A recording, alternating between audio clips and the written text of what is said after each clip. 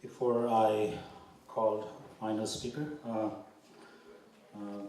I would like to thank all the medias, our Nepali media brothers, especially our foreign media who have covered this story so good. And we thank you very much once again, um, and we are grateful for the outpouring of support we got from you guys. And we have set up a fund for the victims of this disaster. You can find our PayPal link on our website, sherpakiduk.org, or our Facebook page, facebook.com/sherpakiduk. And we've been collecting a lot of money, and we hope that we will do great things for the families, the left behind families. Sindhu Welfare, who is a local NGO working for the poor in Nepal, want to donate $500 for Everest Disaster Relief Fund, and they are also willing.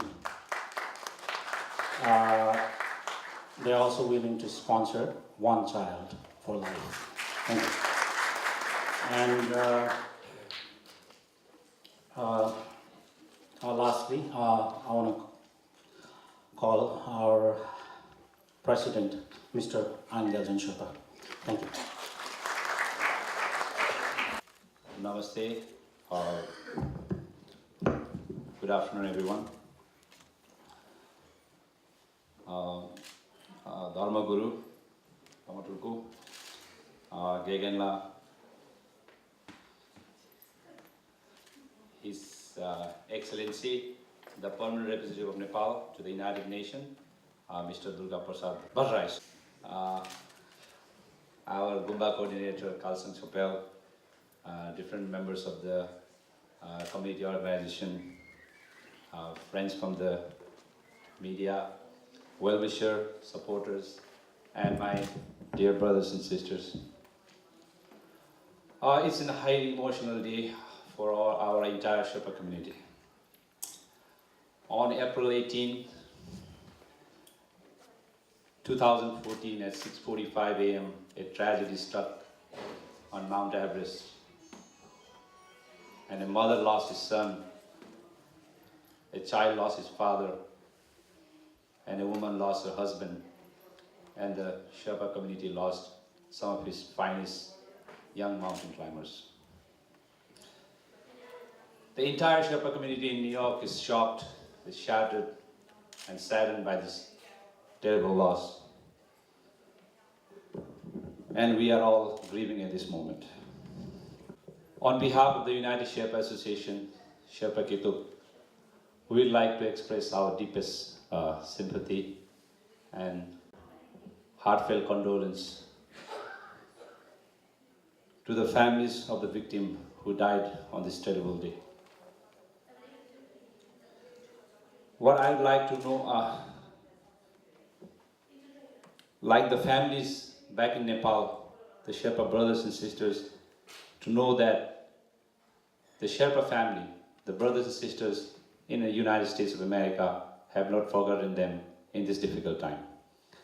And we are committed to do and help them in any possible way we can.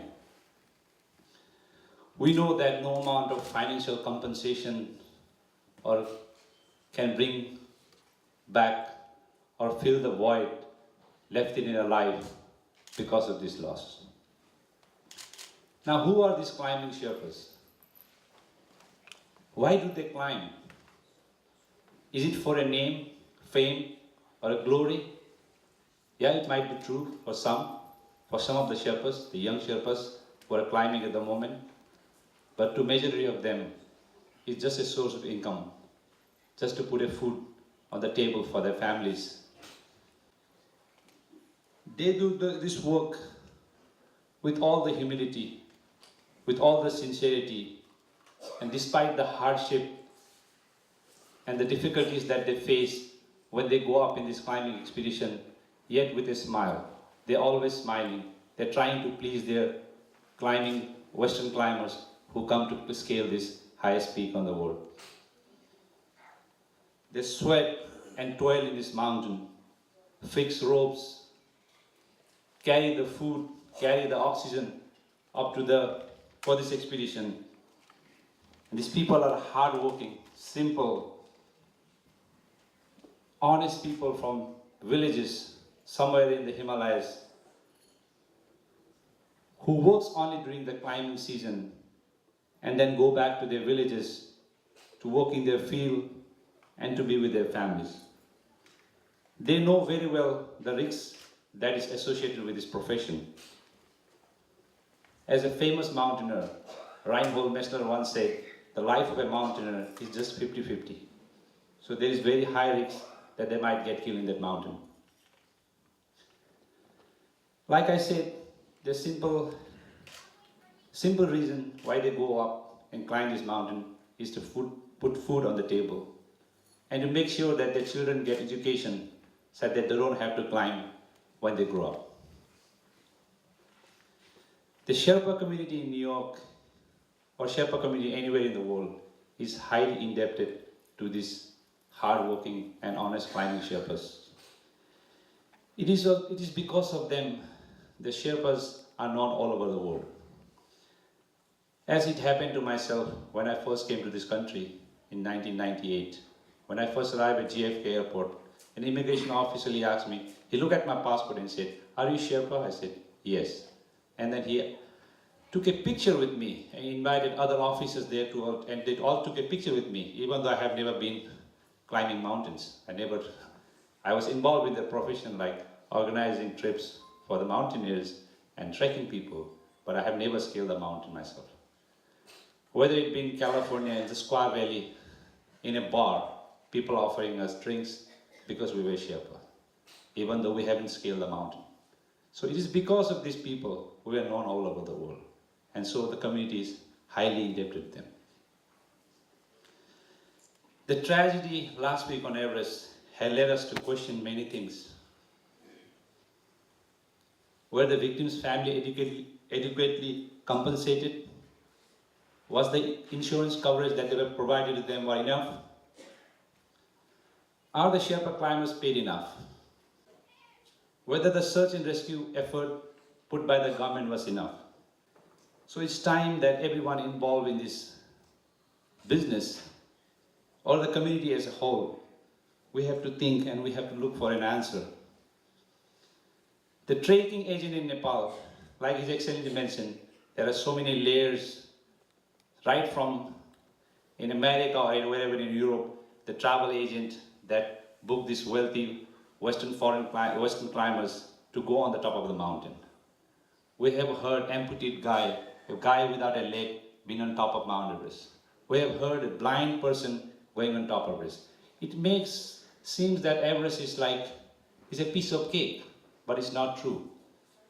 Like His Excellency mentioned, the icefall doctors, or the people who fix the rope that carry the oxygen, they never get any credit for that. So the trekking agents in Nepal that organized this expedition, and I have said it in many interviews recently after this tragedy, have to think whether the Sherpa climbers are paid enough.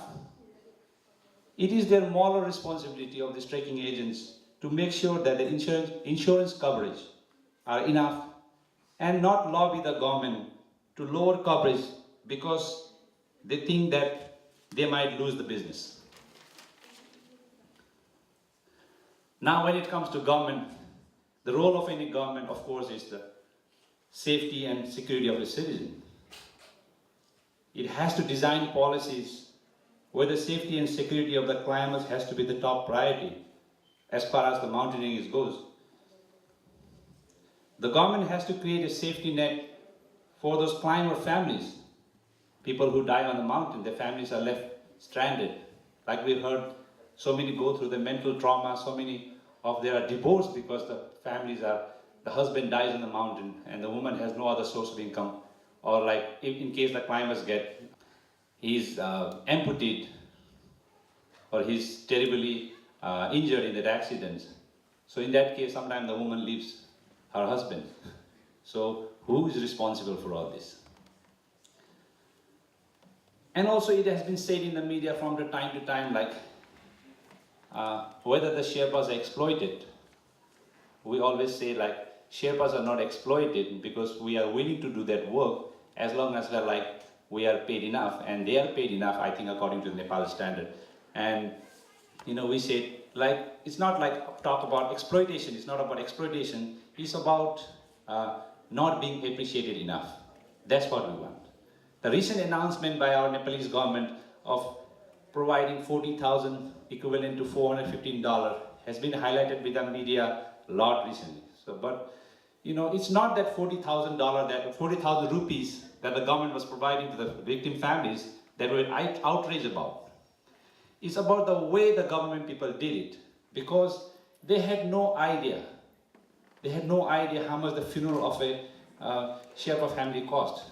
They had no idea the bureaucratic thing that we have to go through, because the person collecting that compensation money have to go to the district headquarters.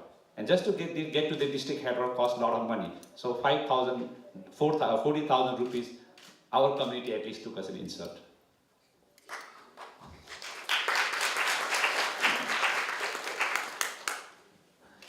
This anger within the climbing community, within the Sherpa climbers, was there for a long period of time. This tragedy was just an outlet. It just gave an outlet to express ourselves, express our anger towards the government, because so many policies of the government that were designed in such a way that they had no idea about. They had no idea about what the climbers were going through. So we strongly feel that the demands raised by our climbing Sherpas back in Nepal, not all the demands, I personally don't agree with all the demands myself, but the demands of at least a proper insurance, adequate coverage. And as I said also in the media many times, there has to be like a fitness certificate for climbers who go to climb this mountain. They have to be physically and mentally fit to climb this mountain. So these are all the important things. And the government has to be an enforcer whenever there has the regulation. There has to be a main the person who's looking, they have to enforce all this regulation more strictly. Now for the Sherpa community, what we think? We think, should we continue to climb? Should our people continue to die on these mountains? The only answer to this question is to focus, our community as a whole, we have to focus more on education. So can they have the more opportunity later beyond climbing? And the United Sherpa Association here in New York is committed to do that. And that's why I think recently in our New Year celebration during the Losar, we announced a scholarship for three Sherpa students who are economically not able to attend colleges. So we are providing scholarship to 3 young Sherpa students who can't afford colleges. And we have raised money too, and we have raised enough money. All the Lopsu money that's left over after our Lopsu celebration is all the money that when we had a meeting, we said all the money that's left over from the Lopsu celebration goes to this scholarship fund.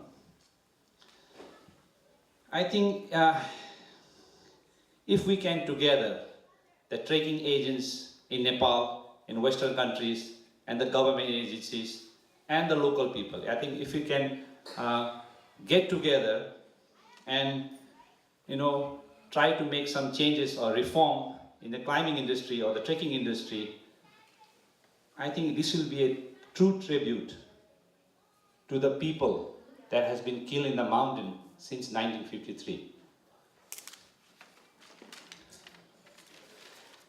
At the end, on behalf of United Sherpas, I'd like to take this opportunity to thank each and every one of you for the support that you gave us during this difficult time. And thank you for joining us for this prayer service. And thank you for showing your genuine concern for the Sherpa climbers who perished in this avalanche in Mount Everest.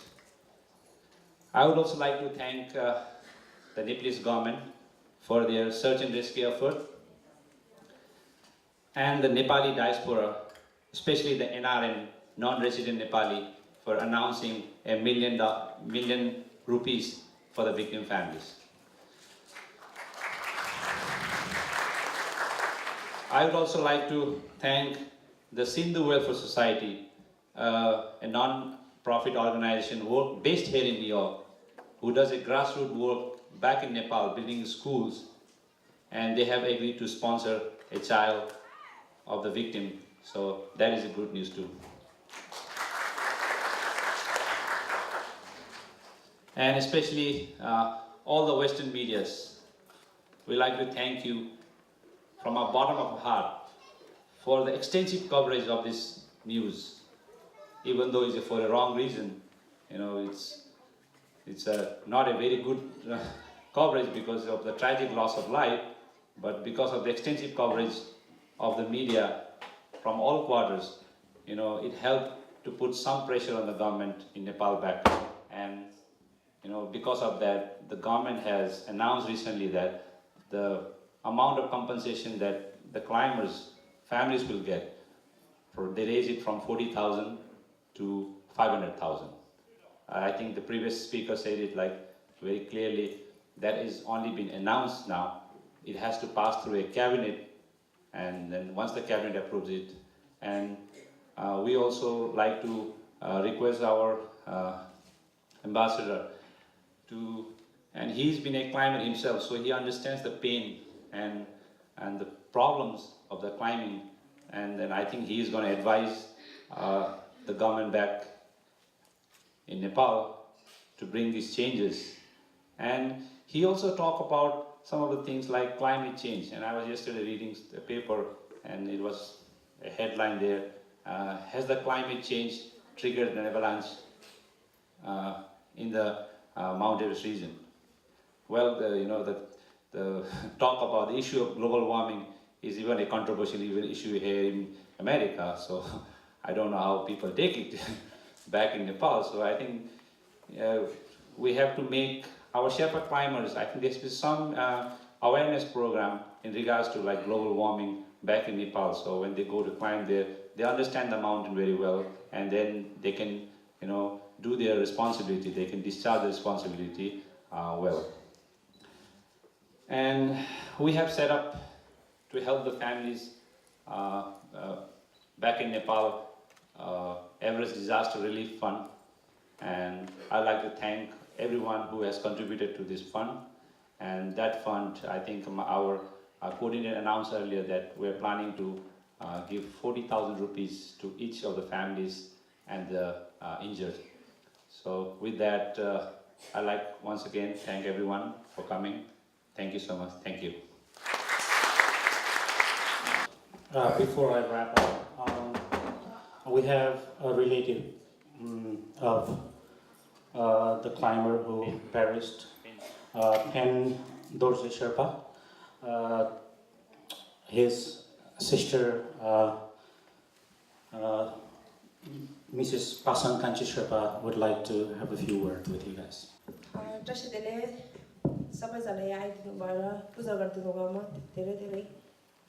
Thank you. सोह्र जना मर्ने मध्येमा मेरो भाइ थेन्दुरजी end मेरो काकाको छोरा प्रङ्गल मलाई धेरै दुःख लागेको छ मेरो घरमा पहिले 20 वर्ष अगाडि मेरो दाइ सबभन्दा ठुलो दाइ पनि हिमालमै खस्नु भयो हप्तैपछि मेरो भाइसँग कुरा हुन्छ हिमालमा नजानु म अब यहाँ अमेरिकामा बसेको 7 वर्ष हुन्छ तर म अहिले मेरो फ्यामिलीसँग भेटेको छैन म दुःख गरेर पैसा अलिअलि भए पनि पठाइदिन्छु हिमाल एकदम डेन्जर हो मेरो दाइले नजानु म साथी गर्छु भन्दाखेरि मेरो दाइ मेरो भाइ पनि हिमालमै अब त्यही दाइ र भाइ दुईजनै हिमालमा जानुभयो मलाई धेरै दुःख लाग्यो यो पीर अहिलेको पीर जस्तो मलाई कहिले मेरो लाइफमा परेको छैन नेपाल सरकारले 40,000 दिन्छु भनेको कुरा चाहिँ 40,000 भन्दा अहिले त नेपालमा सपिङ गऱ्यो भने दुईटा याको बारी पनि हुँदैन अब सबैजना अब नेपालको सरकारहरूले गरिदिनु होला साथी गरिदिनु होला यो दुःख चाहिँ मलाई मात्रै होइन मेरो फ्यामिलीलाई मात्रै होइन 16 जनामा अहिले सबैतिर नेपालमा कति दुःख परेको छ त्यसैले शेर्पा कितो सबैजनाले अब यहाँ आज प्रोग्राम राखिदिनु भएकोमा धेरै धेरै थ्यांक यू त्यसैले जुन बहिनीको अलिकति गुनासो के छ बहिनीको के रे बा बित्नुभएको धेरै भएको रहेछ अनि ठुलो दाइ पनि यसरी हिमालको एक्सपिडिसनको यसमै बित्नु भएको रहेछ अनि अहिले बित्नुहुने भाइको भाइ ओन्ली एज 33 रहेछ अनि married for like 3 or 4 years ago अनि उहाँको ओन्ली 4 वर्षको नानी रहेछ अनि मम्मी 73 years old अनि वहीँ भाइले चाहिँ घरमा के अरे ब्रेड एन्ड बटर ल्याउनु वहीँ भाइ रहेछ त्यस्तै गरेर सबै घरमा यस्तो दुःख भयो अनि के अरे उहाँको रिक्वेस्ट छ नेपाल सरकारलाई please help thank you This concludes our prayer service. Please stick by. We have some refreshment outside and snacks, Sherpa tea and the sugar tea. Please enjoy and we can share some thoughts. Talk a little bit, stay a little bit longer. Thank you very much, everyone.